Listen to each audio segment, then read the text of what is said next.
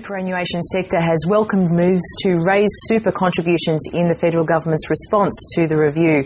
Mining companies are the big losers, as our Canberra reporter Melissa Clarke reports.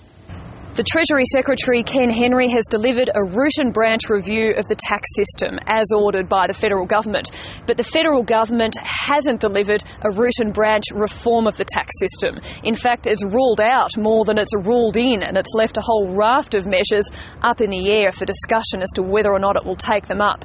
What it is doing centres around two main things: measures for businesses and changes to superannuation. Firstly, when it comes to businesses, there's the centrepiece, the Resources Super Profits Tax.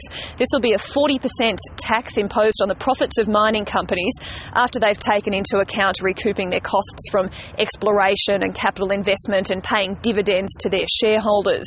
The federal government's also going to reimburse those mining companies the payments that they make in royalties to the state governments. This is a bit of an effort to push the state governments out of taxing in that area.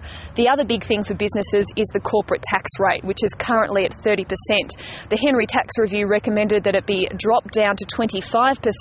The government has split the difference and will actually be 28%. So small businesses will get to that first, but over in a graduated step down, the corporate tax rate will come down to 28% to make Australia more internationally competitive.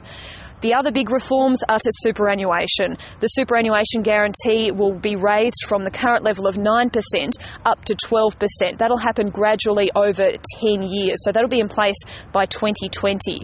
There'll also be an annual $500 bonus paid to low-income earners into their superannuation, and there'll be more inducements to get over 50s to plough more of their earnings in towards their retirement, and the compulsory super payments will be extended up to workers of the age, currently it's at 70, now it'll be up to 75.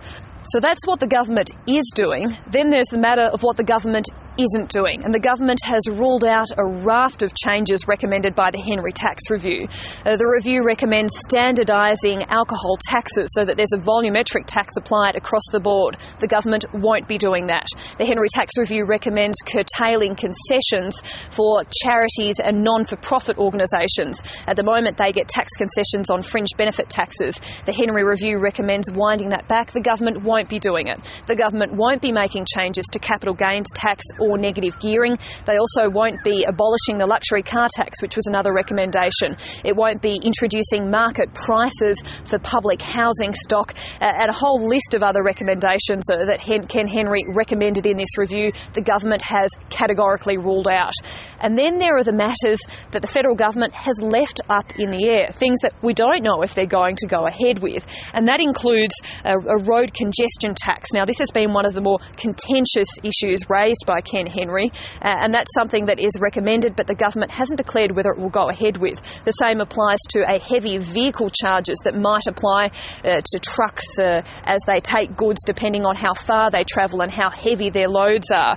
There's also the issue of family payments. The Henry Tax Review recommends scrapping family tax benefits A and B and having a single payment that's just based on the age of a child. And there's also a recommendation for a Medicare-style levy for aged care, and recommendations to look at changing interest paid on people's savings. So there's a lot that the government still hasn't declared its hand on. Now, the budget is just over a week away. The federal election is only a matter of months away, so we can guarantee that there'll be announcements relating to your hip pocket not too far away.